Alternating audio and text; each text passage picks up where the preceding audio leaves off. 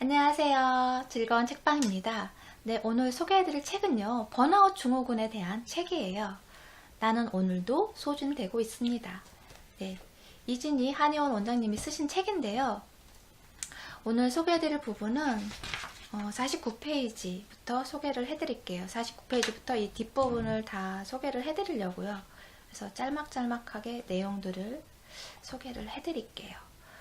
우리가 번아웃 증후군을 많이 겪고 있어요. 그러니까 생각보다 많은 사람들이 번아웃 증후군을 겪고 있는데 그거를 자기 스스로가 인식을 못하는 경우가 참 많다고 해요. 왜냐하면 바쁜 업무 처리하느라고 생활에 치여서 직장 생활도 있지만 개인 사생활도 있잖아요. 그렇기 때문에 그러한 생활들에 밀려서 정작 내 자신을 돌아다볼 수 있는 그런 마음의 여유나 시간적 여유가 없어서 그냥 방치하게 되는 경우가 참 많다고 해요. 그런데 이러한 번아웃 증후군의 근본적인 원인은 개인의 문제는 아니고요. 그런 시스템이나 그런 조직 내의 문제가 많다고 해요. 그게 근본적인 원인이기 때문에 우리 스스로가, 나 스스로가 그것을 체크하고 신경 쓰고 그리고 그런 번아웃 증후군이 오지 않도록 미리 예방하고 그러한 컨트롤을 할 수 있는 그러한 능력을 키우는 수밖에 없어요. 여기 연구 결과가 있는데요. 메슐렉 박사와 마이클 라이터 박사가 이 번아웃에 대해서 그런 문제가 왜 번아웃이라는 그런 증후군이 생기는지 그 원인에 대해서 6가지 원인이 있다고 발표를 했어요. 그게 뭐냐면요. 업무 과부하, 그리고 특히 우리나라에서 많이 발생을 하죠. 너무 업무를 과중하게 처리해야 하는, 그리고 오랜 시간 동안 근무를 하면서 근무 시간 외까지 하면서 그렇게 일을 해야 하니까요. 업무 과부하로 그런 번아웃 문제가 생기고요.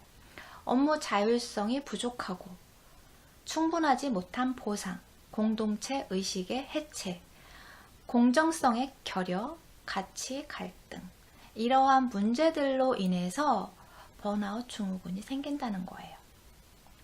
그래서 우리가 조직 내에서 조금이라도 이러한 부분을 개선하고 그러한 문제가 조금 덜 발생되도록 하려는 노력이 필요한데, 솔직히 이러한 책이나 그러한 번아웃 증후군에 대한 방송은 솔직히 상사나 아니면 그 기업의 오너나 어느 정도 그런 팀장이나 본부장이나 그런 위치가 있죠. 그러니까 그런 관리 능력이 필요한 리더 역할을 맡고 계시는 분들이 더 열심히 공부해야 되는 부분이기도 해요. 우리가 번아웃 증후군에 빠지면 가장 많이 발생하는 문제가 이제 만성 피로잖아요. 그러면서 두통하고 불면증이 같이 온다고 해요. 그러니까 피곤하고 만성 피로면 푹 자줘야 되는데 불면증이 오게 되는 거예요. 왜냐하면 스트레스로 인해서, 정신적 스트레스로 인해서 불면증이 오게 된다는 거죠. 그러니까 숙면을 해서 우리 몸 건강 상태를 좀 회복시켜주고 해야 되는데 그러한 기능들을 제대로 못하니까 더 안 좋아지는 경우가 생기는 거예요. 여기서는 자동차랑 비교를 했는데요. 자동차가 기름이 없으면 차가 움직이질 못하잖아요. 그런 것처럼 번아웃 증후군이 발생이 되고 번아웃 증후군에 빠졌다고 하면 그거는 내 몸에 있는 에너지를 다 소진했다는 이야기예요. 내 몸에 있는 에너지를 다 소진해서 더 이상 움직일 수 없은 상태가 됐을 때 번아웃 증후군이 그러한 번아웃 증후군이라는 것을 알게 된다는 거죠. 그러니까 그 전에 감지를 하고 미리 예방을 하고 조절을 하고 어떻게 방법을 취해야 되는데 바쁘다는 이유로 아니면 업무에 밀려서 제대로 자기 자신을 돌아볼 시간이 없고 정신적 여유가 없으니까 완전히 소진해서 내가 탈진할 때까지 일을 하게 되는 거예요. 그래서 나중에는 정말 아무것도 할 수 없게끔 그래서 번아웃 증후군으로 퇴직하는 경우도 참 많아요. 이 연구 결과에서 보면. 그리고 그러한 상태까지 가면 퇴직을 생각하는 경우도 많고. 그렇기 때문에 여기서는 자동차가 종류가 여러 가지가 있잖아요. 차종이 배기량이 여러 가지가 있잖아요. 뭐 작은 차량도 있고 배기량이 큰 차량도 있고. 그런데 사람도 똑같다는 거예요. 사람마다 그 체력의 한계치가 다 다르다고 해요. 그 사람의 역치가 다 다르다고 하잖아요. 그런 것처럼 사람이 어떤 사람은 똑같은 업무를 해도 어떤 사람은 힘겹게 느껴지고 어떤 사람은 조금 더 수월하게 할 수 있는 그런 능력이 있는 거예요. 그래서 그것을 먼저 인정해야 돼요. 자신의 능력을 먼저 인정하고, 그리고 또 여기서는 번아웃 증후군이 빠졌을 때 자신의 개선점도 파악해야 한다고 해요. 왜냐하면 그러한 문제가 발생했을 때 뭐 동료 간의 문제로 발생할 수도 있고 업무 과다로, 그리고 체력적 소모가 너무 많아서 그런 문제로 발생할 수도 있고 그렇잖아요. 그렇기 때문에 내가 할 수 있는 한계치가 얼마쯤인지, 그리고 내가 그 인간관계에서 개선할 수 있는 부분이 무엇인지, 그러한 부분을 조금 체크를 하는 게 중요하다고 해요. 왜냐면 내가 업무를 조율할 수 있으면 조율해야 하고요. 조율할 수 있는 방향이 무엇이 있는지 체크를 하고, 거기서 내가 거절할 수 있는 부분은 거절해야 한다는 거죠. 내가 무조건적으로 모든 것을 맞는 건 아니잖아요. 사람이 기계도 아니고 만능도 아니고 슈퍼맨도 아니고. 그렇기 때문에 모든 것을 다 오케이 할 수는 없어요. 내가 안 되는 것은 안 되는 거고, 시간상 안 되는 건 거절해야 되는 거고요. 그리고 인간관계에서 너무 무례하거나 아니면은 뭐 상사가 뭐 막말하거나 아니면은 뭐 자신의 다른 동료와 그런 그 교류가 조금 거기 부분에서 인간관계에서 힘들다 그러면은 내가 조금 더 잘할 수 있는 부분이, 그 조금 더 관계를 호전을 시킬 수 있는 방법이 무엇이 있는지, 그리고 부당한 거나 그러한 거에 대해서는 그렇게 개선할 건 개선을 하고 이의를 제기할 건 제기를 해야지 거기서 개선이 되지, 변화가 생기지. 그렇지 않으면 치료를 하고 다시 되돌아간다고 해도 똑같이 상황은 반복적으로 발생을 할 수밖에 없다는 거예요. 그렇기 때문에, 그리고 또 번아웃 증후군에 걸리게 되면 정말 다 모든 에너지를 소진했기 때문에 퇴직을 생각하는 경우가 참 많다고 해요. 그런데 어차피 퇴직할 거라면 그 전에 내가 변화할 수 있고 개선할 수 있고 이의를 제기할 수 있는 문제가 있다면 한번 도전해 보라는 거죠. 그렇게 해서 변화가 생겨서 내가 조금 더 관리할 수 있고 그 처리할 수 있는 그러한 능력의 그 업무량이나 인간관계에서도 그렇고, 그러한 관계가 호전되면 계속 내 그러한 한계치까지 할 필요가 없잖아요. 그렇기 때문에 그렇게 해서 환경이 바뀌고 개선이 된다면 그러면 괜찮잖아요. 퇴직을 안 해도 되잖아요. 그런데 그게 뭐 상사가 부당하게 하면서 모욕적으로 이의를 제기한 거에서 모욕적으로 그렇게 한다면 거기에 대해서는 어차피 퇴사할 거니까 가차없이 그러한 부분에 대해서 지적을 하고 이의를 제기하고 그 다음에 퇴직해도 늦지 않는다는 거예요.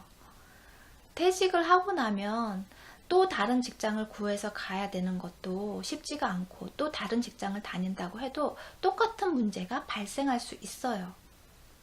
그렇기 때문에 내가 지금 다니고 있는 직장에서 뭐 인간관계 때문에 문제가 생겼고 아니면 업무 과부하로 그런 문제가 생겼다면, 나 몸 상태에 문제가 생겼다면 그거를 조절을 하고 조금 타협을 보고 그런 협의점을 찾고 그러한 노력들이 필요해요.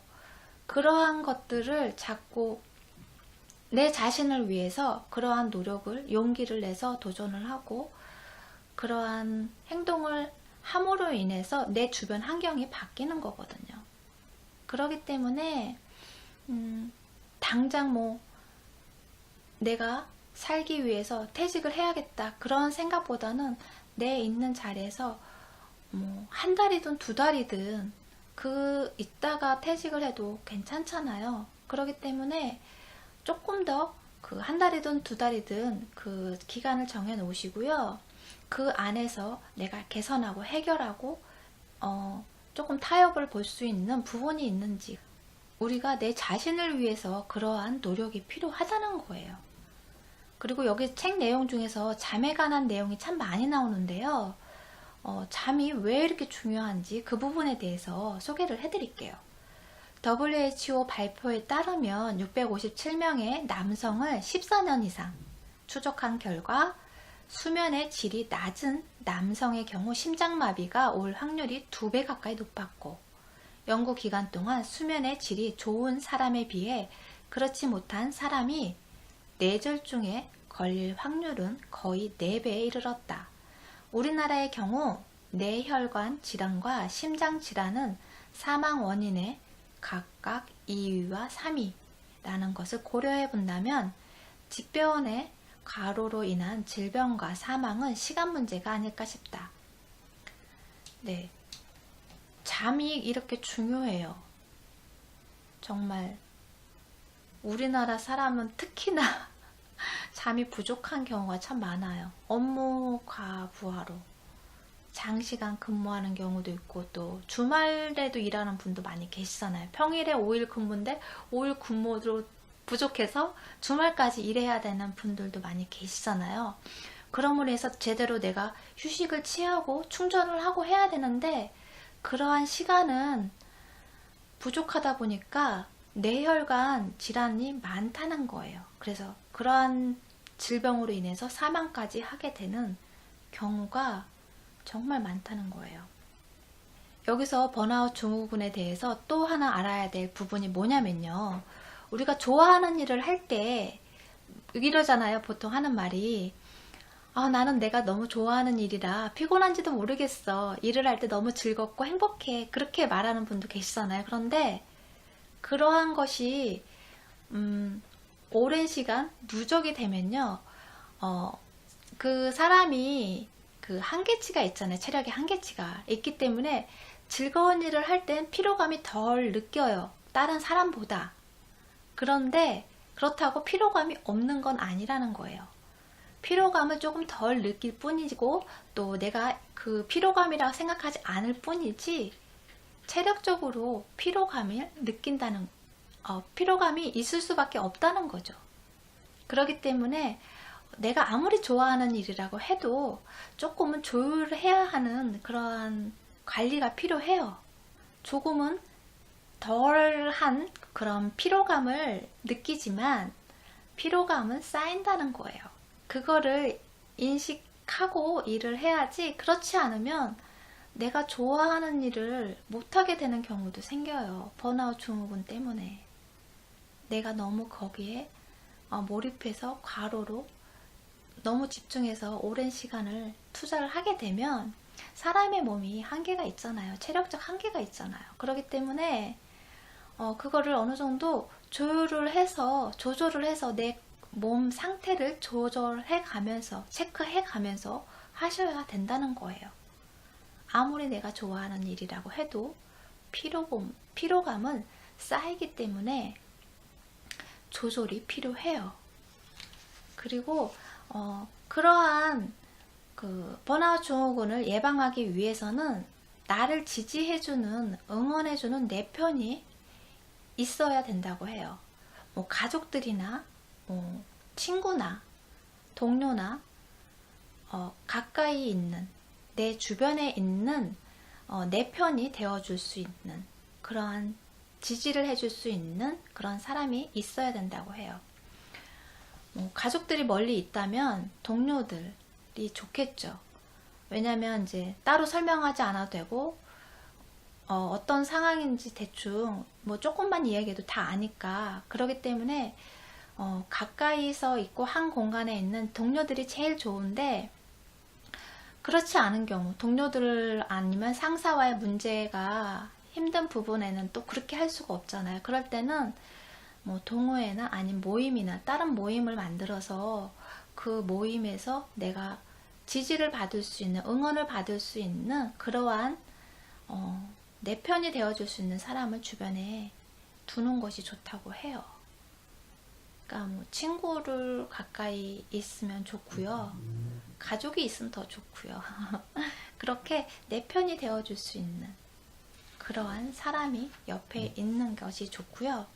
그리고 여기서 또 그 번아웃 증후군을 예방하기 위해서 수면에 시간을 좀 늘리라고 하거든요. 그 부분에 대해서 소개를 해드릴게요. 농구 선수들, 대학 농구 선수들을 대상으로 해서 수면 시간을 연장해서 경기력 향상에 미치는 영향을 연구를 했어요. 수면 시간을 늘림으로 인해서 그런 경기에 어떤 영향을 미치는지 그 부분에 대해서 연구를 했는데요. 2주에서 4주 동안 평소 수면 시간대로 잠을 잤고 5주에서 7주 동안은 하루에 최소 10시간을 잠을 자는 것을 목표로 선수들에게 잠을 자게 했어요. 그 기간 동안 단거리 달리기, 자유투, 성공률 등 경기력 관련 지표들을 매번 체크했는데 수면 시간의 증가는 단거리 달리기 기록을 평균 0.61초 단축시켰고요. 자유투 성공률은 9%, 3점 슛 성공률은 9.2% 상승시켰어요. 그러니까 수면의 시간을 늘리면 그만큼 그 훈련 시간은 좀 줄어들 거 아니에요. 그런데 오히려 그런 기록이나 성공률 그러한 것들은 더 늘어났어요. 그래서 그런 운동 경기 전에 중간에 낮잠도 자게 하고요. 선수들은 그런 경우 있어요. 그런 선수들의 그런 컨디션 조절 때문에 그런 것도 있겠지만 능력을 최대치로 끌어올리기 위해서 이런 잠을 충분히 쉬게 해줌으로 인해서 내 몸의 에너지를 축적시키고 그 에너지로 집중력 있게 할 수 있는 그런 힘을 키우는 거죠. 그러니까 여러분도 그런 잠을 일이 바빠서 못 잘 시간이 없어, 부족해, 그렇게 계속 미루지 마시고요.